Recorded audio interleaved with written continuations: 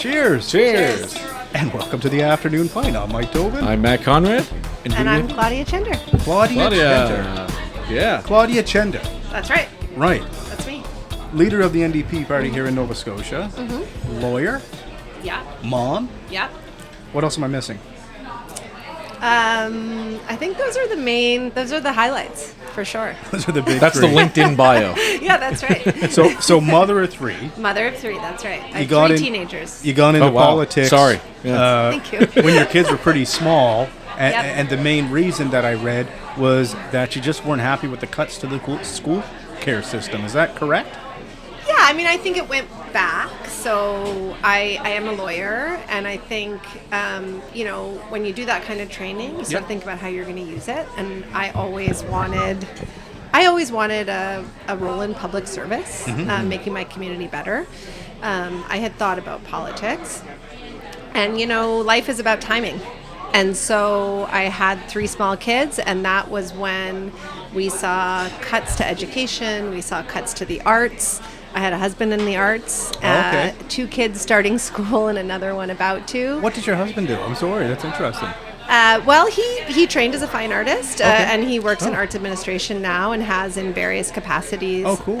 For a long time. But we have lots of friends and neighbors who are, artists and at the time filmmakers and people involved in that. Yes, yeah, and so right. that was, of course, when the film tax credit Probably was the cut first time by I the ever paid Liberal attention to government. politics growing up when I was younger because It of was the a big film thing. tax credit. To see it happening and disappearing in places like Lunenburg. That's and right. Smaller communities really messed up some places. It really did. And Yeah. I think it was a really great example of, we were talking a little bit about looking at the numbers, and it's yeah. when the numbers don't tell the whole story, Right. right? 100%, And yeah. so we saw the near decimation of an industry, Yeah. and it looked good on paper, but the impact was so exponential. So I had been working, and then I had 3 really small kids, and I was turning 40, and I was thinking about what to do with the rest of my life. Yeah. And then my now colleague, Susan LeBlanc, got nominated to run for the NDP in Dartmouth North. And I ran into her in a coffee shop. It was then called New Scotland Yard. It's now called Morley's on Portland Street in Dartmouth. Right on, yeah. And I said, "What are you doing, Sue?" And she said, "Well, actually," she said, "we're looking for a candidate in Dartmouth South for the NDP." How many years have you been in politics now? Almost 10 years. Amazing. Yeah, So yeah. that's incredible. So Yeah. I want to go back a little bit there. Like, what did you do before politics? I know you were a lawyer, but that's a broad term. What kind of Sure. cases did you work, and what kind of work did you do? You know what? I did a lot of different stuff. So I went to law school in BC. I became a lawyer. I articled with the government there. So I had a good sense of how the provincial governments work. And then when I moved back here, I actually worked for the Bar Society, so the regulator. okay. And I did a lot of legal education. So Okay. I really got to know the lawyers and the judges and the landscape. And then I had 3 kids in Good for 18 politics. months. Yeah. Oh, wow. Holy So smokes. I had twins, 18 and then I months. had another one. Okay, I was doing math that there, work? and I was That's like, right. well, then twins. Okay, yeah. 3 is 27. That doesn't matter. So shortly before that, I went to work for a nonprofit, like for a nonprofit publisher. Right on. And so I did that for a few years, kind of through my babies, Yeah. as a little bit as a stopgap. I wanted to be, I needed to be working. I wanted to be doing something that contributed, but I sort of always knew that on the other side of that was time for the next chapter. So And cool. so timing is everything. Yeah. Now, do you you don't have to answer this question, Yeah. but just for fun, like, would you have made more if you just stayed being a lawyer in law? Oh, probably. I think so. But I thought I knew the answer, but I thought it'd be fun to just ask. But Yeah. I was never in private practice, and Right. it wasn't actually my intention to go into private practice. Okay. Like I saw myself doing public law, working with government or nonprofit or doing human rights work. Yeah. And part of why I didn't end up there is because I saw how slow that pace of change was, and how kind of abstract it was, how disconnected you are from like human beings who want the change. Right. Okay. And there's a lot of that in politics too, but there's also an opportunity to engage with people every day and hear what matters to them, and Yeah. then go out and try and work on that and fix it. And that's the work I've always wanted to be doing. No, that's very true. I mean, like I ran in a city election in 2020, and that changed. It's like changed my perspective on things vastly. is going out and talking to people in different neighborhoods and communities and things like that. So I can only imagine that doing it for 10 years, multiple times, and really almost every day. Yeah, it gives you a different perspective on life. That's for sure. It keeps you grounded, Yeah. and it's a real privilege. Like, it's a huge privilege to be able to look someone in the eye and say, like, what's your life like? What's going on? Yeah. What's working? What's not working? What do you want from your government? Yeah. I feel like we're real. We hold a lot of trust when we move into places like the legislature and advocate for things. So what, getting into the politics, obviously, what made you, other than your friend, like, what made you really, like, say, like, okay, the NDP really aligned? That was the exact question I had. Oh, okay, there you That's go. So Okay. weird. Yeah, why the Why NDP? the NDP? Yeah. Why NDP? I'll tell you, I wasn't really involved in the party before I got involved in electoral politics. That's not unusual in any party, I don't think. But for me, at that moment, what I wanted to understand was who was closest to everyday Nova Scotians, who really understood and was fighting for things like the arts, right? Things like healthcare, right? There were all these healthcare strikes going on at the time as well. Those frontline workers, who was worried about education, who was really going to take seriously the education for my kids. And as I said, like, I was kind of new to electoral politics, but when I looked at who was advocating for what, it was New Democrats who were advocating for the things I cared about. Right. And if you look across the country and you look historically, I knew Alexa a little bit. Yep. And so Okay. she had always, in my mind, been like a role model. Bit of a and hero, so I yeah. think that Yeah. that set the stage historically for me. Like, here's this brave, amazing woman who's just fighting for people in Right. all the best ways Yeah, and yeah. not in all the most popular ways, right? And so then when push came to shove, it was like, I'm not a Tory. Like, I was never going to be a conservative.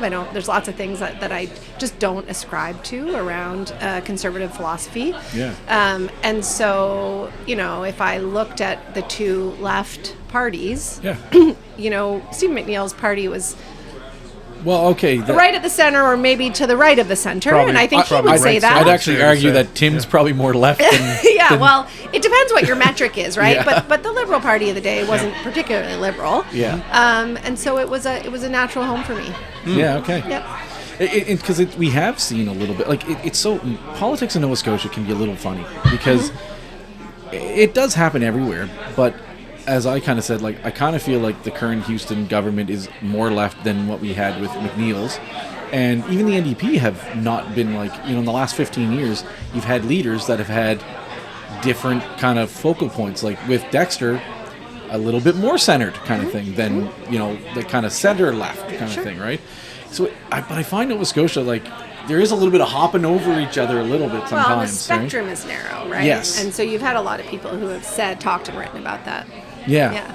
Yeah. Nova Scotians are reasonable people who want someone to represent them, who's listening to them and paying attention to what they want and working with integrity to deliver it. And so I think when they go to vote, that's who they're voting for, and that's our project. That's what we're doing. That's a We're great trying to answer. be. I think that's probably why we have a bit of a reputation for voting people out as opposed to voting people in sometimes, though, is because we are narrow, like you said, in our kind of political spectrum. You can't go too far either way, and we're kind of like, whoa, it's different, right? That's right.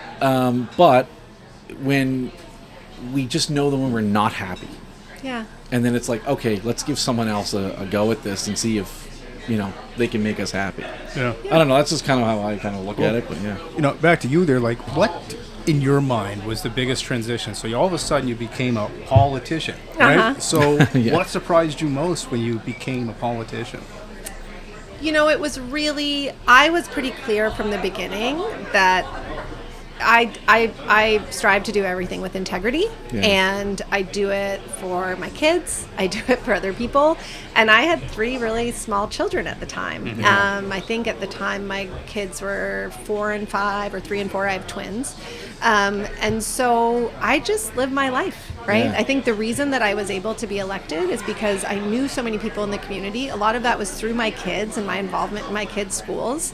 So I just kept doing what I was doing, right? So right. I would show up at events with my kids, and Yep. I would knock on doors, and I would go to all the festivals, and I worked hard in the legislature. But, you know, I often say, like, when people would ask me in the early days, like, why did you run? I would say, because I was tired of yelling at the radio. And so I just got to, instead of yelling at the radio, I got to, like, make real speeches. But Right. it was basically the same thing, right? Like, Instead of yelling at the clouds, you're yelling at the government. That's Yeah. right. That's right. But I had I had all that in me, right? Like I knew what I wanted to say. I knew what I thought looked better. But then suddenly I had a space to put that into. So becoming a leader must have massively shifted your day to day, though. Like how is a day in the life now? I know that's hard to say, or explain. But like, how do you feel like now? Your key focuses or your key changes from that person 10 years ago, or longer.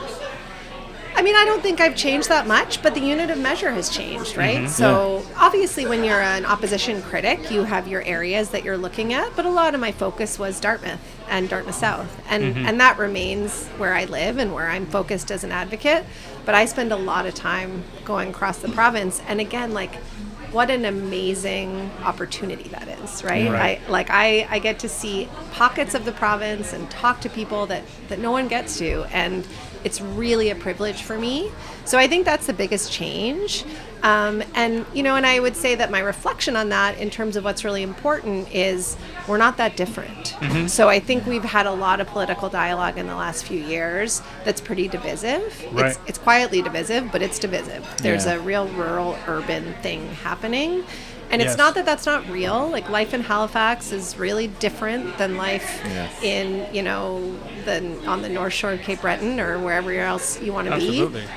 But the concerns aren't that different, and we're not that different. People are worried about affordability. Yep. People Home prices are worried about, tough. you're taking the words out of my Mortgage mouth. payment, People are property worried about taxes, housing. Yeah. They're less worried about traffic on the North Shore of Cape Breton than they are in Halifax, for sure.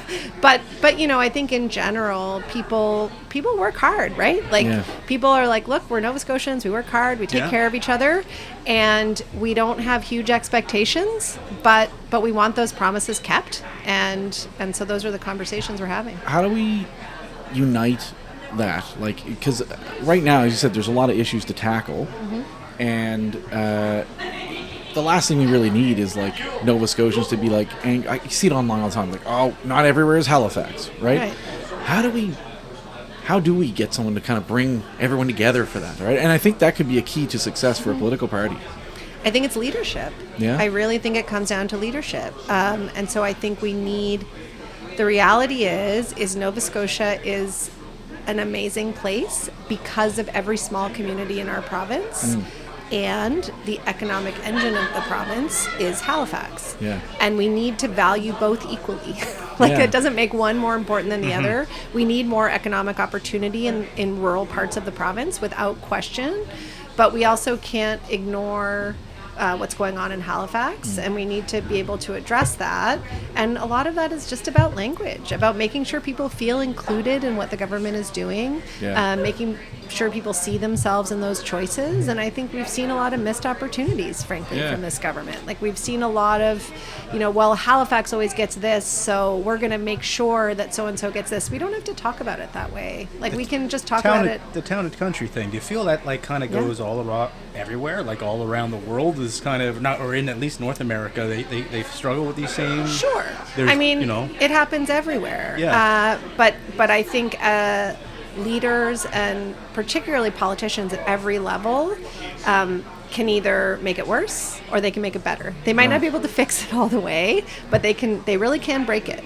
And I think especially now, like, if we kind of expand out nationally, globally, like, this is a difficult moment. And Nova Scotia is I really believe that we are poised.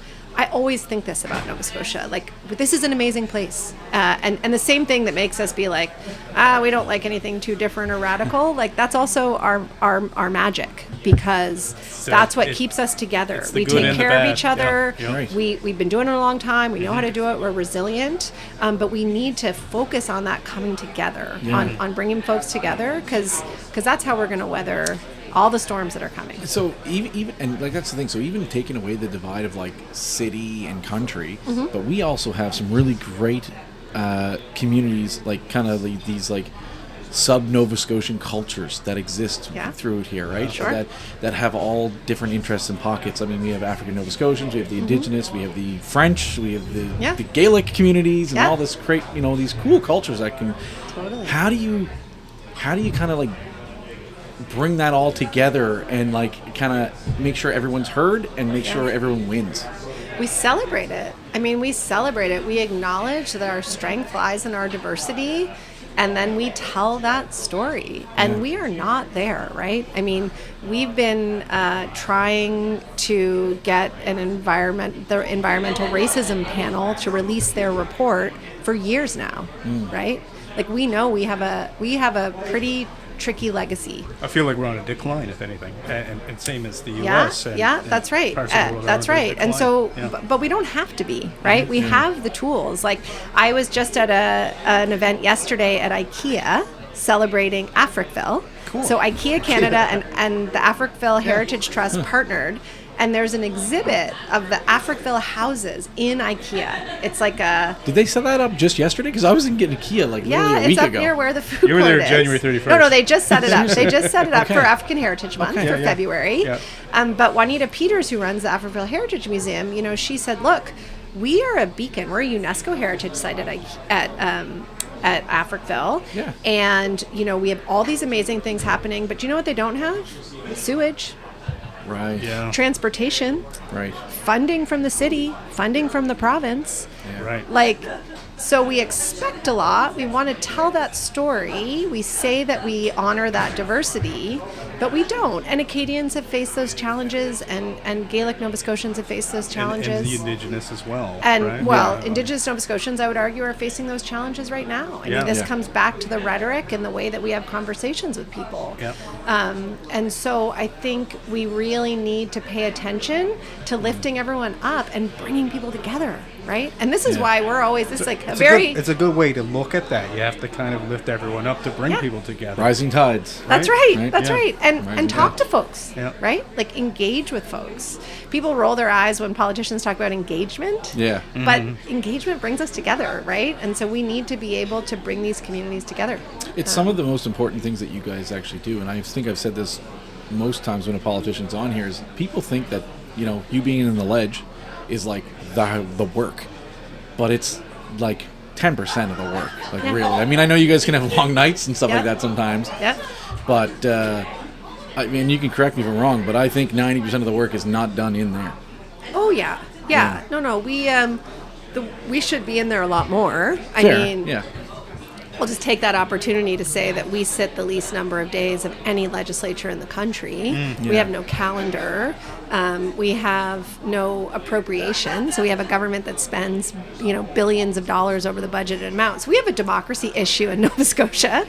But that being said, that's absolutely a piece of what we do, right? We engage with folks. We come up with proposals, on the government side and the opposition side. There's a lot more than that, for sure. Yeah, it's a lot of work. A lot of work. Yeah. People. Yeah, I just like to make work, though. It's good work. Is. Yeah, I think that's the only thing I always try to make sure that people see it, like, kind of thing. Like, when people sit there and think like, oh, they only sit this many days. It's like a criticism on politicians. It's like, oh, we pay them these big salaries and they only work this amount. It's like they're working many days. Everybody's working. Yeah. Everybody is, should be working on behalf of Nova Scotians. Fair, yes. But, I think Nova Scotians are right to demand that they see their legislators debating legislation more. That's they have more of an fair opportunity to engage in those conversations. I mean, right now, we can go from introducing a bill to the bill being passed or voted down within a week. Yes. Yeah. That's not very, we often will have a 300-page bill land on our desk, and then they'll say, what do you want to say about it 10 hours later? Right. Yeah.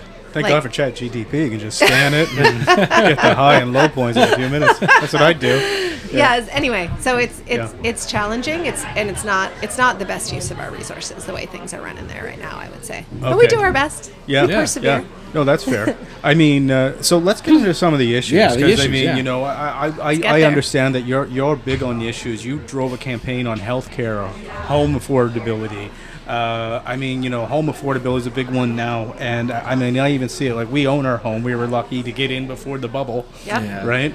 Started to go, and but you know, it's still running a home now is more expensive than it ever has been. Totally. And even if you're quote unquote making middle class or higher end of middle class, you're probably still struggling to some capacity. Yeah. Right. Yeah. So it's not just low income anymore. It's a much bigger breadth that are having trouble getting through. So let's start with home affordability, because I think that's such a huge one. So, like, you know, what does affordable even realistically mean in 2026?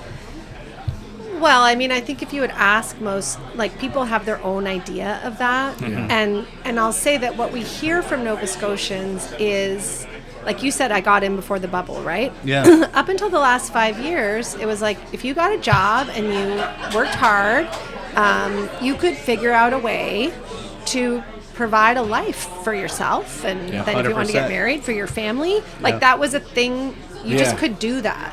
Yeah. And I think we're still experiencing this first generation of folks who are like, oh, wait, I can do all the things I'm supposed to do. Yeah. And I actually can't ever see a world where I can afford a home. That's really scary.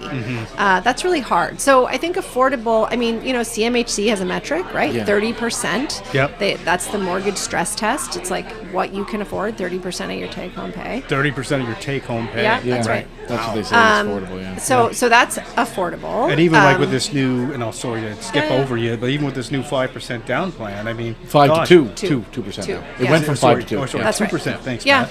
Yeah, like They're still that's gonna doing be that. a big old chunk of change. You're It's gonna a have to lot pay. of, well, this is the thing. It's a lot of Every money. 2 So weeks, yeah. 2%, sure, it'll help people, but it's also going to put people in more debt. Yeah. And they don't have that choice. And so what we've said for a long time is we need to make different choices around housing. So we've seen for the last 4 or 5 years, back to our conversation before we came here, Yes. like this conversation about, well, if we just expedite private sector development, then housing's going to become more affordable.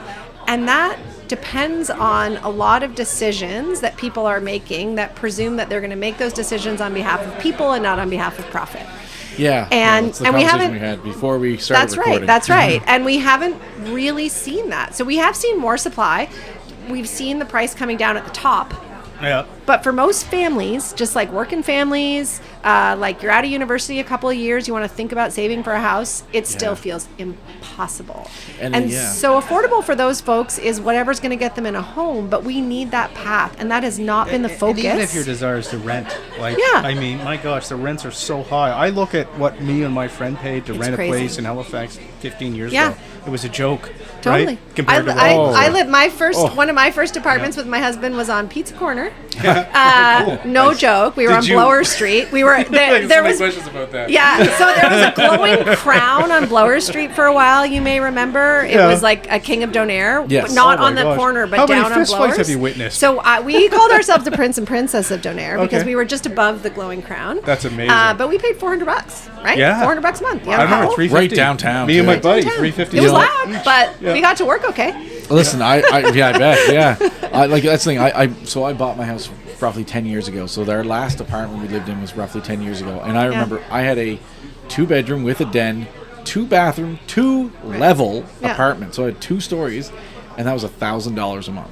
Amazing. Huge. Like it was actually the reason. Like it was a big part of why we took so long to actually find the right house, because we lived in such a big apartment, and Yeah. Well, renting was actually a sensible option at that Totally. time. It was right? a sensible Well, and so Yeah. here's the thing, guys. Like, this is a great example of choices. So Yeah. we've said to the government for years, you need to either close that fixed term lease loophole, and or institute some form of rent control like they have across the rest of the country, so that people can stay in a place they can afford.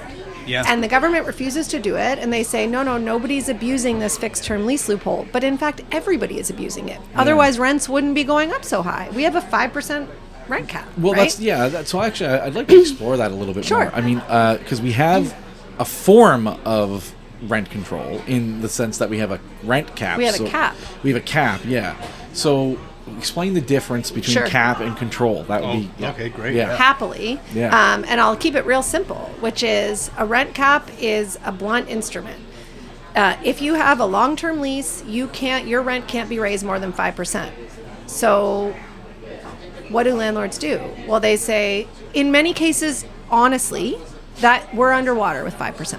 Yeah, right? yeah. Like we can't afford the renovations. Right. We're worried about our long-term investment. The excuses go from good to questionable, but Right. but whatever. Like people have got lots of reasons that 5% hurts. Yeah. And so they look for a way around it. Right. Any business does that. Yep. And the way around it is you just sign fixed term leases. And so if you go and look for an apartment in Nova Scotia right now, that you're only going to find apartments that are Really? year to year. Okay.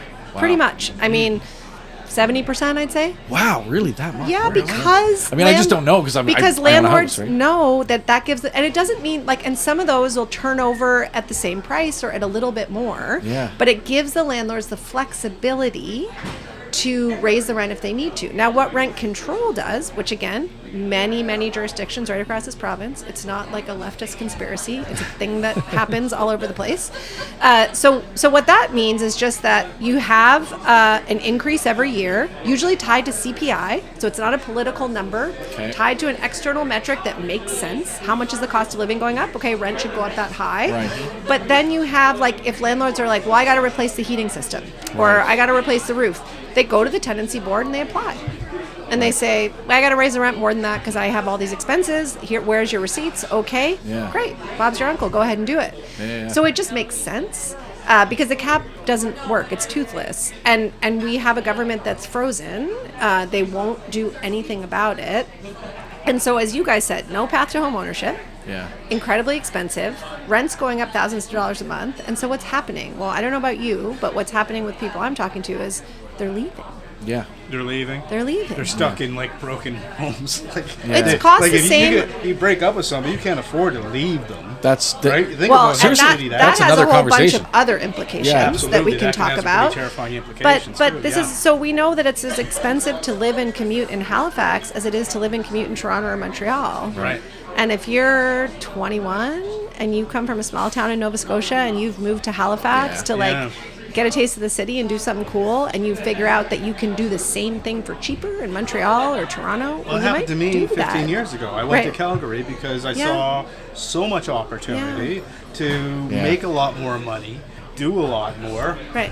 You know, it was a no-brainer decision, right? Yeah. I mean, I love Atlantic Canada. I love Halifax, and that's what brought me home eventually. But it was the love, not the money. And you could come home, Right. And so that's so everyone's going to do what they do, but we have to create that. And this is what makes me so frustrated because we talk a lot about resources lately. Yeah. Our biggest resource is our people. Yeah. My biggest resource is my kids. And the idea that my kids might not be able to see a future for themselves in this province really worries me. And I think that housing conversation, like that's what that comes back to. Who can afford to live here? And you know, we need to prioritize that like in a way that we have to not been control able to. something, because if that's inflated and the groceries are inflated and everything costs so much, I mean, this January personal journey, I was sober October, but we were also eating extremely healthy in our home. And I don't tell me how cheap Gateway is before, but like I don't go Gateway. I'm a Gateway fan. I don't go to Gateway. I love I go to Gateway. Kingswood Market. It's on. Yeah, Kingswood. It's on It's my awesome side. too. Yeah. But I was just teasing you. But you know, I found like as we try to eat super healthy in our home for the month of January, we did our budget. I was like, wow, right? Those frozen pizzas really save a few bucks in a pinch. Sure they do. Right? But imagine if you could only eat frozen pizzas or other items from your freezer, that like freezer items, and it's just not. It's very tough to eat a very healthy, practical diet, and in Atlantic Canada with good produce. I actually like. I agree, but slightly disagree. The problem, what I think is it's possible to eat healthy in a cheap form, but only if you have the means to buy in bulk. And if you have time. And if you have time. Right? That's true too. Yeah. Most people don't have the means to buy in bulk. No, that's right. And so there's been lots of talk about that, like not even Costco or anything like that. Like I have the means and the need that I buy a lot of stuff at Costco because I have to, right? Yeah. I try to do like Costco and the market. Like Nice. that's where I try to buy the bulk of my That's stuff. pretty good, yeah.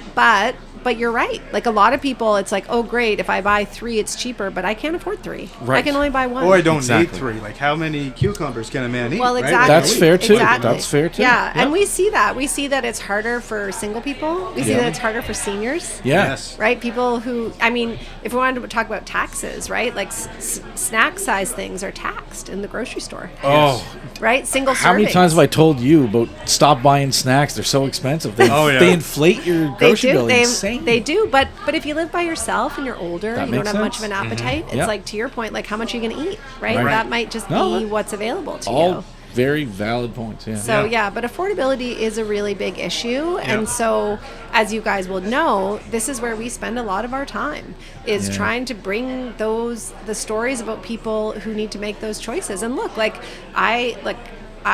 my husband and I live a really comfortable life, right? Everyone I know looks at grocery prices now. Yes. Like I go to the grocery store to buy butter, and a few years ago I would have picked the butter I want and put it in the cart, and now I'm like $10 for butter. Right. I like stand there with my mouth open looking. Yes. And then try to make the calculation. I mean, we of make like, cookies around the holidays. Exactly. My gosh, those cookies are like, I mean, I could have got a diamond ring for the cookies. in December. My mother used to, like, no joke, bake for an entire community. Yeah. And now she's just kind of like, she can't afford it. She's like, you can't do that. Everybody That's gets crazy. crispy squares this year. That's right. Yeah. That's right. Yeah. No, So- and it's really hard to make those choices. Yeah. That food is a love language, right? Like Yeah. that's how we Big take time. care of each other. That's how we take care of ourselves. And so we really need to see more attention on housing, on food, on those basic things that make life we're going to talk okay about for power people. too. So Oh, we know housing, we know food, we know rate hikes might be on their way with NSP after what was a pretty interesting year. Yeah. So like before we get into any of the other spots, I mean, where do you think that the break could most likely be? Because that's the problem. Like, I don't really see an immediate solution for food pricing getting better. I was thinking the same thing. Like, Or how do we rent get Well, prices down? this is better. why our core focus has been on housing. Housing. Because okay. I think that housing is the biggest driver of affordability. Yeah. It is the biggest bill. And it's the biggest bill. Yeah. And so I think if we could bring housing under control, there's lots of ways to do that, right? We talked about rent control.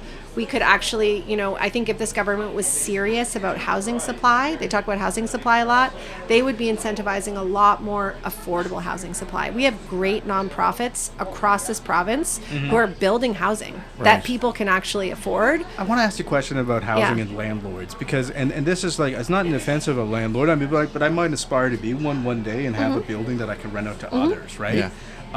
And just from a standpoint, are the small landlords going to suffering the most, or is it more of the larger landlords, or is there is it like, I just don't really understand how that mechanism works. I feel somewhat bad for the person who owns the house. Yeah. That's it. And Totally. they rent that out. That could have been his retirement or her retirement. Either, right? Yeah. whatever it is. But like, Yeah. it's like, they have to rent out this house now for $2,500 or $3,000. And everyone's like, you're a terrible human being for doing that. But it's like, but my mortgage is $2,500 kind of thing, right? There's a couple of things I'll say about that. So one, affordability is hitting everybody, right? It's hitting landlords, it's hitting students, it's hitting seniors, Yeah. it's hitting business. Like everybody feels it. This is what I feel it when I look at the butter.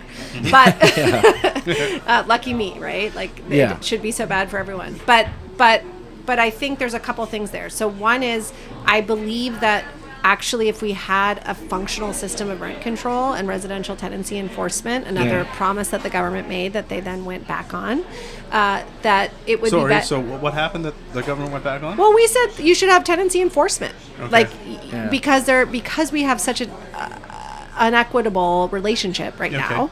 People have a hard time finding a place to live. We get a lot of stories about bad living situations. Yes. But there's no Okay. Yeah, proactive I've heard enforcement, a lot right? of that, yeah. So if we could reform the whole system, then I think it would be better for everyone. So again, if landlords had costs, they could recover them. Like, I do think it would be more fair and better for everybody. But the other thing is, if people want to invest in housing, right? So these are real estate investors, whether you have one apartment or you have 500 apartments. Right.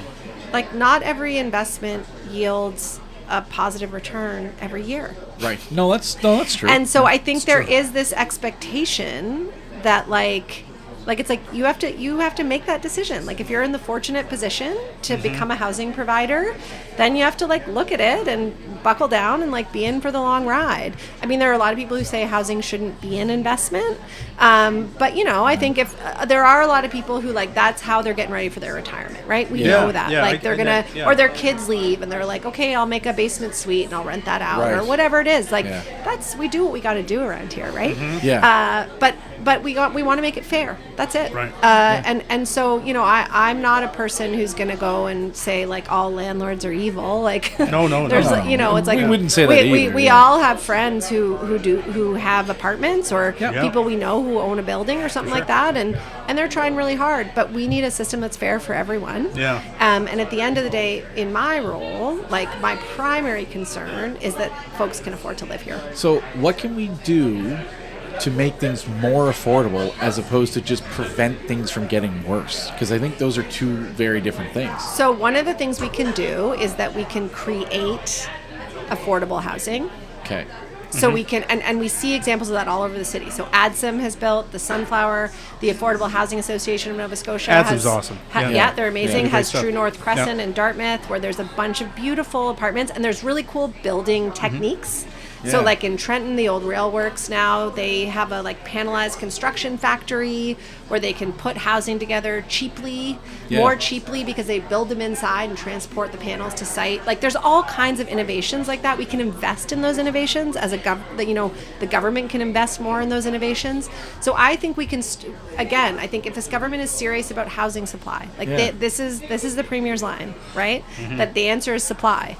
But what kind of supply? Because if you look around where we are today in downtown Halifax, there's a bunch of supply and no one I know can afford it. Yeah. Right. Yeah. And I go to communities across this province and I hear the same thing, which is, oh yeah, they're building an apartment building down the road. I mean, I don't know who's going to afford to live there, but it's good that they're building it. Yeah. And trickle down, right? Yeah. Like maybe in 15 years, Yeah. someone can afford it, but I want people to be able to afford to have a house like in this lifetime. Is there something that we can do to like encourage private developers Yeah. to want to build like cheaper housing or like truly affordable housing?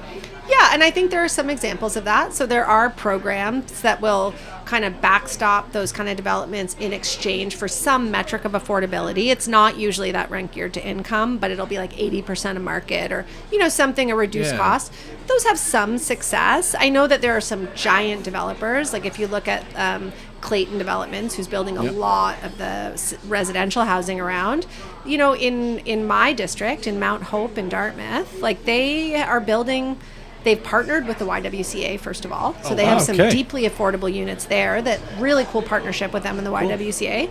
And a lot of that housing there, they're trying to build at a price point that like a working family could think about getting into those homes.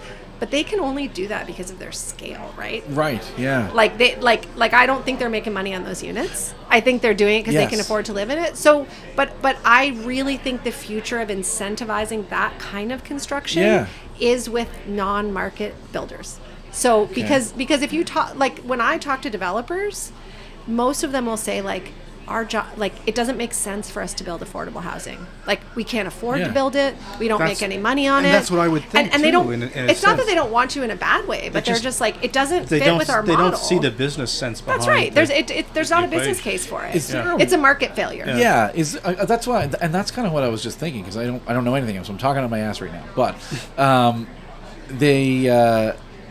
is there a way that we could almost basically like say like, hey, you're gonna get like tax breaks if you just build houses for us? Yeah, but again, there are folks out there who are doing that. So like Rooted, which is a nonprofit housing builder, they're doing amazing stuff. Like, they're building stuff all over the city. Some of it's mixed use. Yeah. Some of it is like a mix of like full rent. Some of it's very reduced. And I think that's a really cool model when it's not just like a super low income building, but you can have all different kinds of people.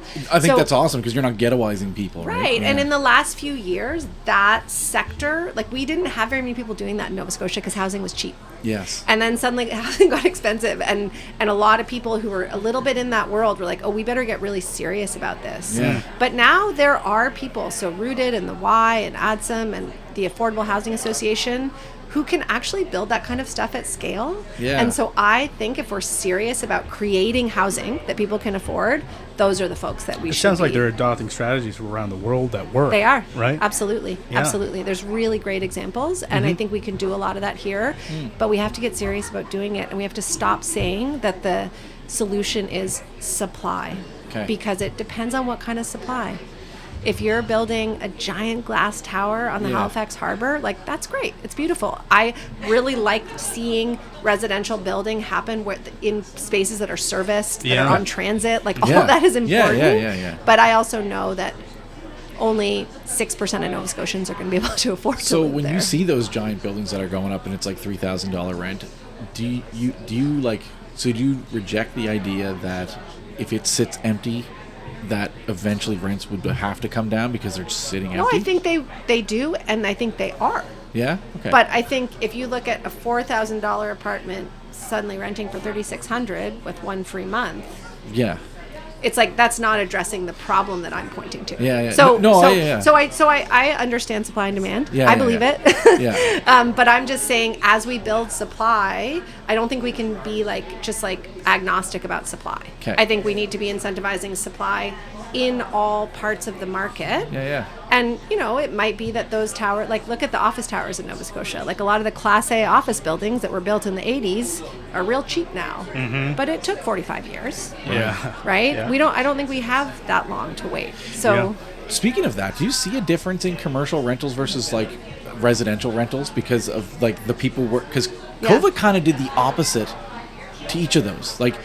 It drove housing costs up because people were staying home and people were coming here and buying cheaper homes and things like that. Yeah. But then people stopped going to the office, so then all of a sudden people were kind of like, well, I don't need an office anymore. I think that trend is reversing. I actually Okay. think commercial rents are pretty strong in Halifax right now. We're a bit of an outlier that way, but I think all key areas that's still- all the orders of government are now ordering people. I mean, we can talk about that, but Yeah. are ordering people back to work. Yes. And I think a lot of offices are moving away from that kind of fully remote model. I think that's also why we're losing some folks in Nova Scotia. Yeah, who- well, actually, so I want to move us along a little bit. Yeah. That's a perfect segue, workers and economy. Yeah. Right, so this has been something you've been leading with recently, too. Do you feel, or do you have any idea where the next middle-class job engine would be here in Nova Scotia? Do you have any kind of thoughts from your end on what that could be? I mean, during COVID, there was a lot of conversation about the caring economy.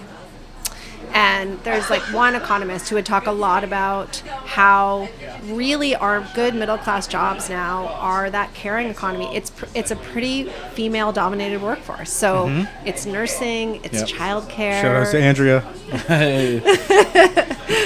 His spouse is a nurse. Yeah. Well, but those are the good jobs. Those are you go to work, you work hard. Sometimes it's great, sometimes it's hard, sometimes it's shift work. Yeah. But you get a paycheck that can mostly cover your essentials, right? I think that's where we see it. I mean, Nova Scotia loves the next big thing. We have a premier who's, throwing spaghetti at the wall in every direction around resource extraction. Which is good and bad at parts. I won't get into that. Sure, but I mean, sure. We'll get into that in a minute. I appreciate the fact that he is trying and I love spaghetti at wall in a weird, but we're both diagnosed ADHD, so right. of course we do. We throw spaghetti at walls. That's pretty much all we do is That's throw it, spaghetti throw at walls. spaghetti Let's see if this works. But no, I know what you're saying. Sorry to interrupt. Yeah. I was just going to say, I think, if we look at what's in front of us in Nova Scotia again, I think our greatest resource resource is our people. Yes. I think we have people who, who like to work hard, who value honest work. And I think where those jobs are, and those jobs exist right now, right, are in healthcare, on the front lines of healthcare, teaching, right? Yep. We need teachers. It's like those professions that kind of help us, for lack of a better word. And so I think right now, that's where it is. That's where those jobs are. I think we need to continue to convince our young folks that those are jobs worthy of having. I want to add to that. And I support everything you're saying. And throw back to your partner at the beginning of this episode, the arts community. Yeah. I mean, man, like I it's something to me that has been undervalued for far too long. Huge. Small credit to Mr. Tim Houston. He did kind of recognize it, and he did help with the film industry. Totally. It changed the perspective on a lot of people's politics when he did that. Yeah. Right? Yep. No, I think and I mean, there's ups and downs. But like, if you really supercharge the value of arts in your community, the value of everything from theater to acting to painting to everything, all of a sudden you create an entirely new environment that brings more tourism, that brings better paying jobs and more value into that type of work. Totally. Right? And I think it just shouldn't be ignored. I think it's something that Halifax wants, because you always see these bubbles and these things that come up, and they seem to just get almost just there where we become so dominant and then they fizzle. And we have amazing artistic traditions, right? Amazing. We have amazing musicians. Yeah. We have amazing crafts. Like we were talking about the Acadian community. Like the most in Canada. Yeah. It's one of our best resources. I think it's something that, talking about keeping people, having a viable entertainment industry keeps people. Yeah. Because people are like, well, I can just go to Toronto and I can see everything, right? I can experience everything. I can go to a Leafs game, let me down, or I can, go to like some crazy concert, Taylor Swift 5 nights in a row, or things like that, right? And we could do that. And I was actually talking to someone this week who is, he was from here, went away, came back, and he's like, Nova Scotia, Halifax particularly, has the opportunity to be the Nashville of Canada. Yeah. And we don't. I love that concept. Totally. He's like, we don't push it enough. Yeah. Yeah, and we have to incentivize that, and we have to remember the role that plays, right? Yeah. So the story that you're telling is such, and I think that's what the Liberals missed when they cut the film tax credit, was like having young, creative people in your city. And this has been proven by study after study, makes a difference in your economy, makes a difference in whether people want to live there, and gives people opportunity. Gives people an outlet, makes a more peaceful, harmonious place to live, right? It's less drab and depressing. I'm living in Joel Plaskett's world on the Dartmouth side, right? Well, and you see what artists like Joel have done for the province, have done for my community, for sure. If you can get him on this show, I'm not sure if I had a line out to him recently, but we've certainly emailed him before. He hasn't showed up yet, but we'd love to have him on. Yeah, but the other thing I'll say on the economy is, I also think we can't ignore the sectors that really make a difference in Nova Scotia right now, which are, and our universities play a huge role in that. Right. So innovation and technology and ocean technology, we have huge investments in security and defense coming down the line. And how do you feel about that? Like the security and defense investments, good, bad? I think it's really important for our economy. I think the reality is that we are, we have a strong military presence in our province. We have a lot of amazing innovation that happens adjacent to that. So we're the headquarters of NATO Diana, which a lot of people don't know. Yeah, that's right. Here in downtown Halifax. And there's a bunch of civilian tech that comes out of all of that we are poised to actually take advantage of and to monetize and to work with in ways that provide economic boosts, but also jobs. Right? Yeah. Like I'm on the same page with you. We're on the list for a sub-servicing station. Awesome. We know how important that is for us right now. So I think there's lots of opportunity. And we've had people on this show who've talked about some of the tech that they're building, and they're right here in Halifax. It's amazing. So it's mind-blowing sometimes, right? Yeah. We have Volta, which is a great incubator. Yep. And then I had an American William friend Burt. introduce me to a guy in Halifax that we never knew would have existed. And we sat down with him, and he was building these like miraculous AI models. Already had a few ventures successful under his belt, and it's crazy. Yeah, it took a guy from Colorado to like let us know that this guy existed here. Right, kind of thing, right?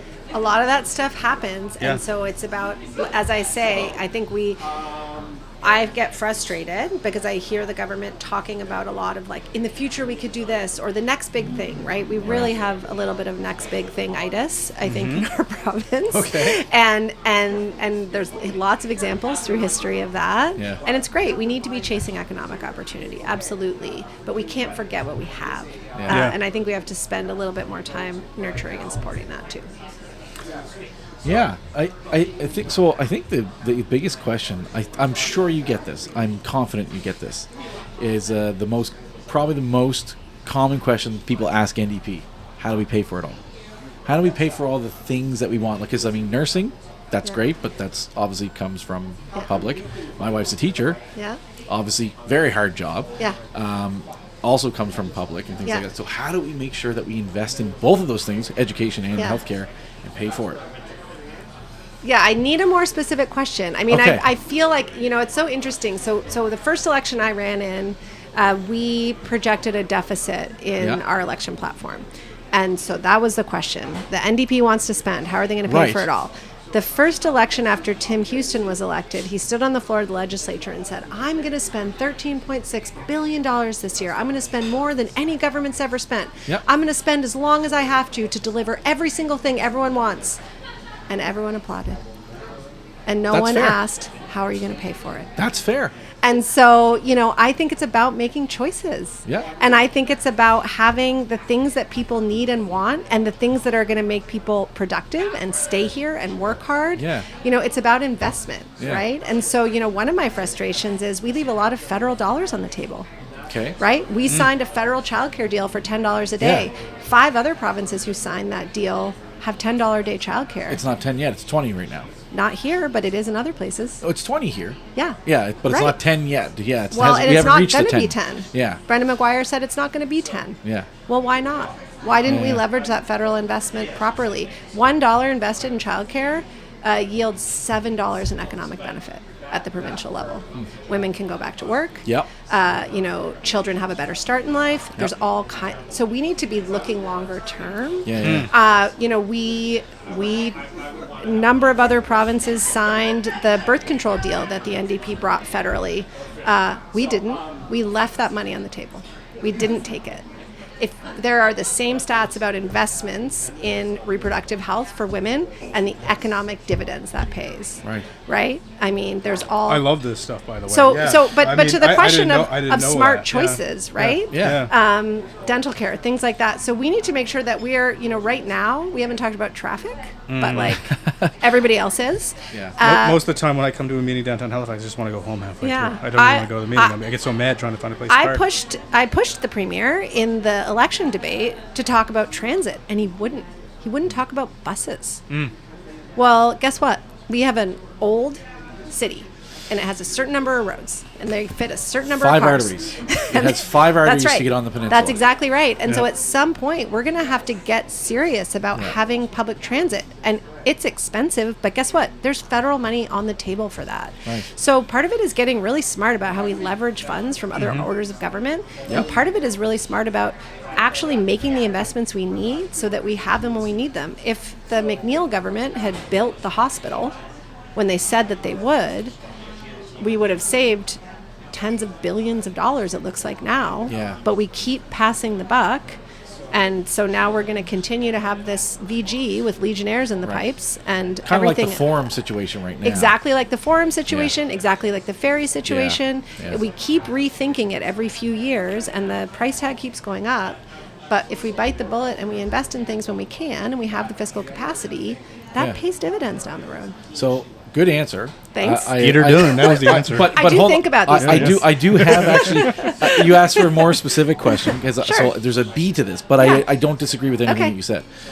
So I think it was a good answer. But if say there's an election and all of a sudden Claudia is now premier. Yeah. What ideas do you have that we could do to try to start getting international money outside of like federal like government money? Yeah. Back into our province so that we can start taking private money and invest in our people and invest in Nova Scotia. Well, I think we have to make better choices. So one of the things that the Tim Houston government did was they dissolved all the crown corporations. Right?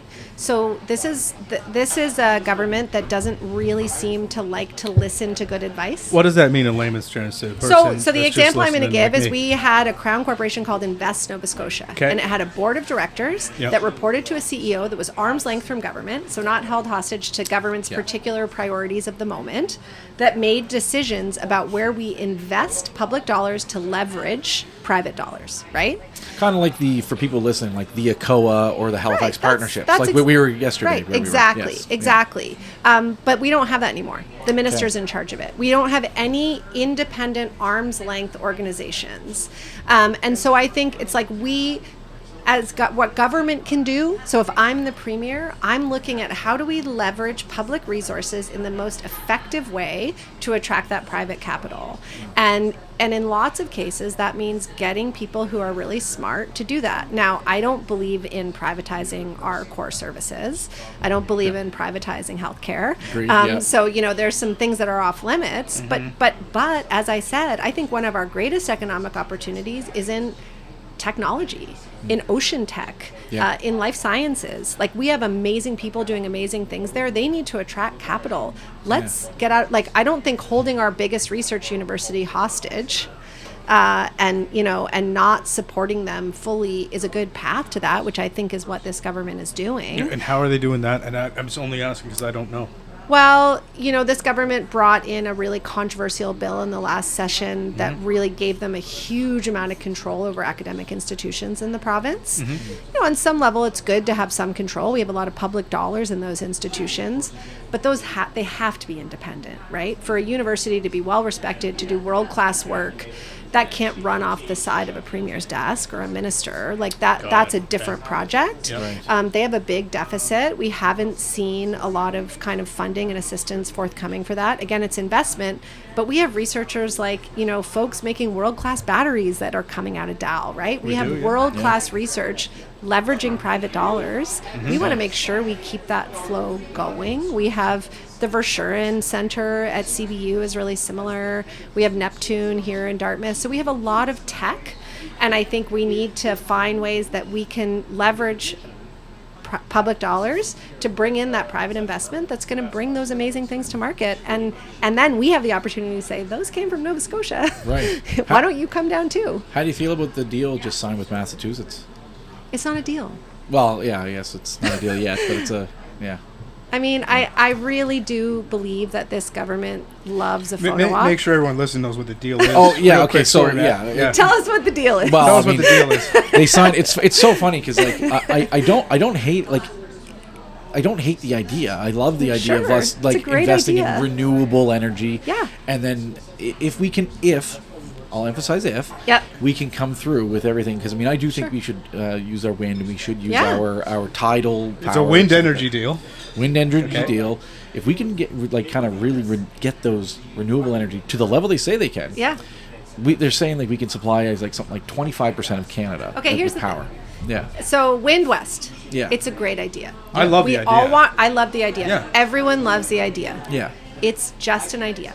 Yeah. Okay. So we don't actually have any of the capacity. We don't even have the capacity to take those windmills into our ports, right? Yeah. It's a long road. Yeah. We have no private sector proponents. We have it's a brochure and a video. Yeah. Great brochure, great video. Love it. Yeah. It'll take decades. Yes. That's fine. I like long-term investments. Okay. So then the premier goes to Massachusetts and they announce that someday, if Wind West gets built, we'll cooperate with Massachusetts on helping with their energy needs. Right. Yeah. To me, that feels like and America hasn't been shaky at all lately. I haven't trusted this. Well, you know what? And next week, Tim's going to be in New York making some other similar announcement. And at some point, I think Nova Scotians are going to have to ask, what about what's going on here in Nova Scotia today? Yeah. So yes, we need to work on long-term opportunity, but he's the Minister of Energy. So why don't you spend less time talking about what might happen in 20 years and photo ops? We had a similar photo op with Stephen Lecce from Ontario not long ago about nuclear energy. Again, doesn't exist, not a thing, not real, but there's a great photo and there's a great story. Yeah. Like, let's spend less time on that and more time figuring out our own domestic energy mix. Like, he's the energy minister. What's going on with Nova Scotia So domestic Power? energy, would you mean like solar panels? Like, what would you... I'm like figuring out a way for people to afford their bills and keep their lights on. Figuring out a way to have a utility that is responsible to Nova Scotians. Legislating that utility properly. Like, it's a mess. We all know that, right? Mm-hmm. That is something I think government needs to be paying attention to. This is kind of like the capitalistic leftist in me, if that's a thing. Sure. I would love to see us get to the point where we could produce that amount of energy and sell it to the rest of Canada and give free energy to Nova Scotians. Yeah, but you know what? That would be awesome. In all of this conversation about Wind West, like we don't even have a transmission system that could take any of that. Like, that's not even anticipated as part of the project. Yeah. That should make people scratch their heads, right? At the end of the day, we want a government that's working for us and that's making choices that benefit Nova Scotians first.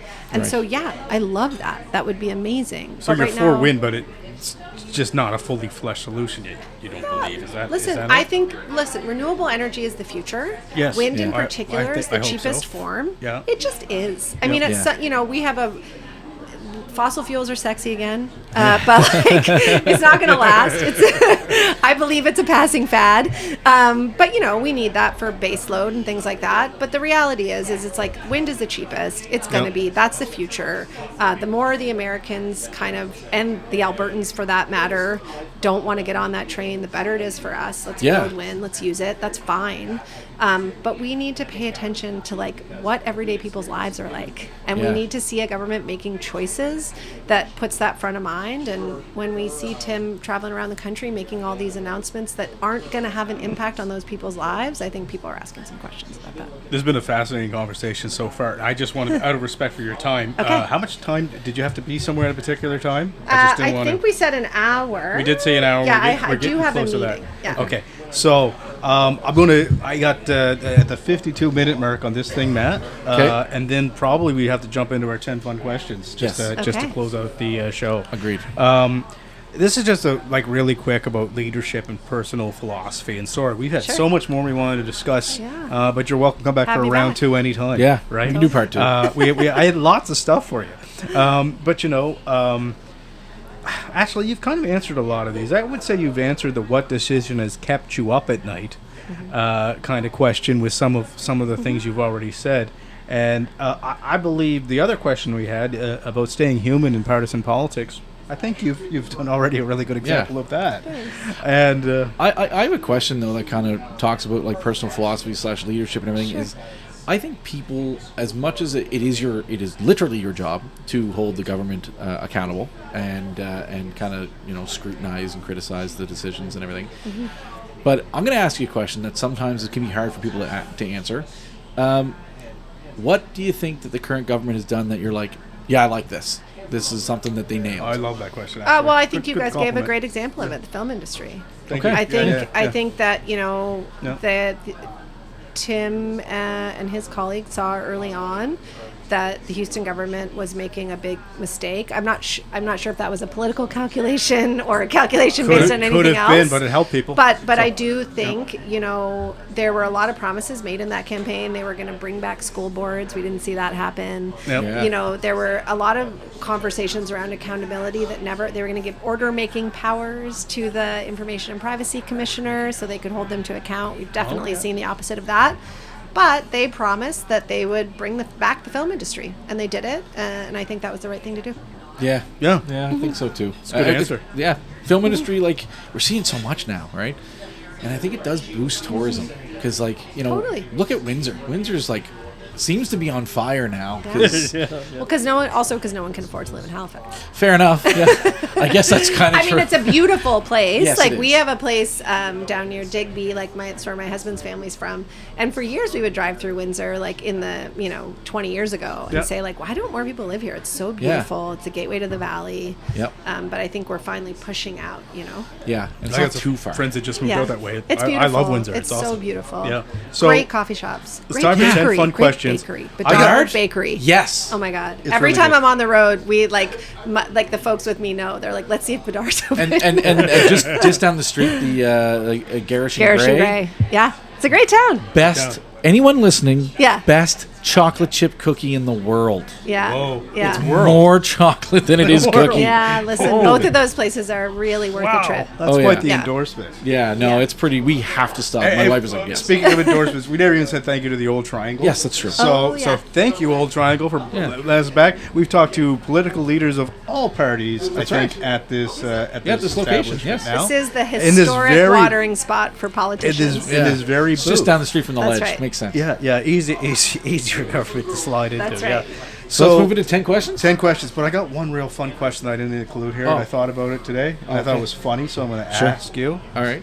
NDP, is it orange or yellow, the color? Orange.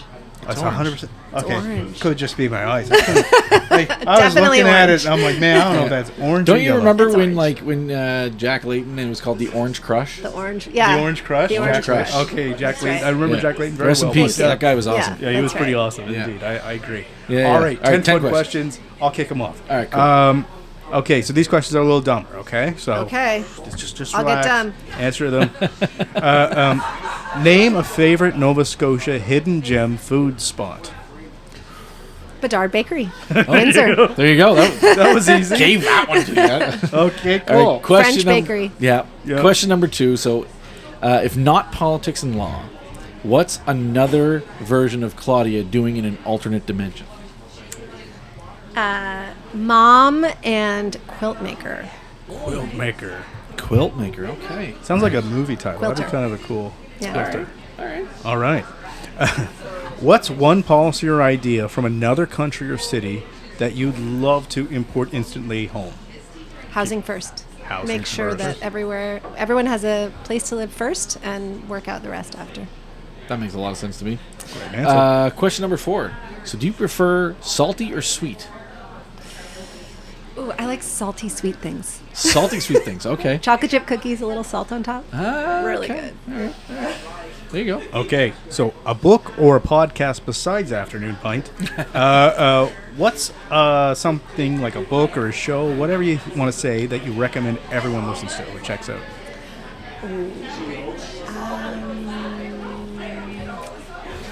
A book that everyone checks out. If not a book, it could be a show or whatever you want. Yeah. Just your personal recommendation. Listen, you know what? I have a 13-year-old son, and recently watched Ted Lasso with him because we Okay. decided he was old enough. So good. And there's something about that show that it's about sports, it's about community, Yeah. it's about humanity, and I just think it makes you happy. His energy's amazing in that It's show. really and good. It's Yeah. an infectious and show. it doesn't move away from tough subjects, right? Yeah, That's fair. Yeah. great answer. Yeah, Question number 6, is it? Yes. you're killing these. Thanks. So, imagine that you're a superhero Okay. and a villain has put in a dilemma. Like I'm you're sorry a- about this question. You can only save an adult man or labradoodles. Which one are you choosing? So one of them dies. An you gotta, adult man or labradoodles. I mean, do I get to pick the adult man? Like, I think I'd pick my husband. That's fair. If I have a choice. No, you only got to save one. This is just a random adult man Just a or a random random adult man. labradoodle. You got a like choice. one man or one labradoodle. Yeah, Ooh, yeah. pass. Pass. That's fine. Take a drink. You can take a drink for that because we did ask Tim Houston something and he refused. He just took a drink and he Okay. just passed. All right. So that's fine. Great. Question number 7. I have over a you. cockapoo, so. Oh yeah, we got a labradoodle. So. I'd choose the man. What's one thing everyone can do with very little effort that would help make the world a better place? Did I say that right? Yeah. Thanks. Reach out to someone and have a conversation. Beautiful. I like that. Great answer. Yeah. So, what is, if you had the power to do this, Just because you're a lawyer. what is one law you would just delete? Oh, wow. One law that I would delete. Well, there's a restrictive covenant law that, makes it illegal. grocery stores use this a lot. Sobeys uses it. So they sell a building and they say you can buy our building, but it can't sell food for 20 years. Oh yeah, because of the kilometer thing between the grocery stores. I Right, heard about this. that's right. That's a bad Has law. Charlevoix told us that? Yes, Yeah, yes, that's a Charlevoix bad law, told me, yeah. and it should go away. There you go. Yeah. Okay. Okay. All Everybody deserves food in their Oh, communities. you might have already answered this earlier on, but number 9, Matt. Right. Oh, yeah, that's you. Oh, is it me? Okay. Favorite Atlantic Canadian musician? I mean, shout out to Joel. All right. Bard What's of up, Joel Dartmouth. Plaskett? Yeah. Okay. I will say just a quick shout back to the law question. Yeah. Because Mike and I were pretty vocal about this last year. One law we do think that should be added, or at least maybe get rid of, is the NDA situation. So I was just going to say we've done a lot of work on that, Yeah. and the non-disclosure agreements. And I know you guys talked to Liz, Yes. and we've been very involved with Can't Buy My Silence. Yeah. Yeah. So non-disclosure agreements in the case of sexual impropriety or assault, 100%. And we Yeah. have introduced legislation multiple And that shouldn't be a times to political do that. issue. That should just Right. be, we Yeah. should protect each Yeah. other, other Technic- humans, 100%. right? Yeah. Like, when Yep. the decisions like that are that easy, why not? I mean, it makes sense to have those It laws does. for protecting intellectual property and Right. only that. But as we see in the world right now, yeah, heavily. We just have the important grossest people example like to protect each other. unfolding That's right before our eyes. You're right. Yeah. So question number 10. Yeah. So if you had to teach one class in school, what Yeah. subject would it be? I would teach civics. I would teach politics. I Okay. think, people need to be engaged. People need to know that, like, not making a choice, not voting Yeah. is making a choice about Yeah. what happens to your life and your future. And so I love and take every opportunity I can empowering young folks to see themselves in the political process and to get engaged. Awesome. Awesome. Answers. All right, so this is our last call. 9 out of 10. She did 9 out of 10. Great. She did 9 out of 10. Yeah, that's right. So we have a last call question. So Okay. you can take this away. Oh, sure, yes. So, if Nova Scotians remember one thing about you, Claudia Chender, Yeah. that you were trying to build, what is it? Oh, a better province for everyone. A place where their kids can grow up and come back. Okay. Very cool answer. Claudia, it's been a pleasure. Yeah. Thank you so much. much. Absolutely. Cheers to Slower you. than you guys. No, it's Yeah, all right. no, that's okay. I take big gulps. Yeah. We'd love to have you back around too anytime you want to Great. come on. Anytime. This was good. We had so many things we didn't get to, which is crazy, but Next time. this was really valuable to us. Thank you Thanks, so much. guys. Thank you. Appreciate it. Thanks, guys, for listening. Take care.